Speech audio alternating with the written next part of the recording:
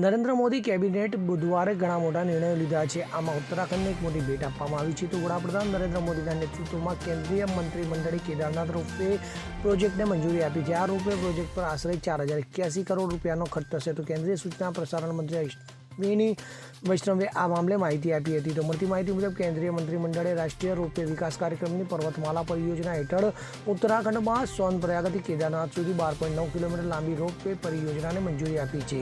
તો કેન્દ્રીય મંત્રી અશ્વિની વૈષ્ણવે જણાવ્યું હતું કે આ પ્રોજેક્ટનો સૌથી મોટો ફાયદો યાત્રાઓને થશે. જે યાત્રા પૂરી કરતા હાલ 8 થી 9 કલાકનો સમય લાગે છે તે આ રોપવે બન્યા બાદ ઘટી 36 મિનિટ થશે, જેમાં 36 લોકોને બેસવાની ક્ષમતા રહેશે.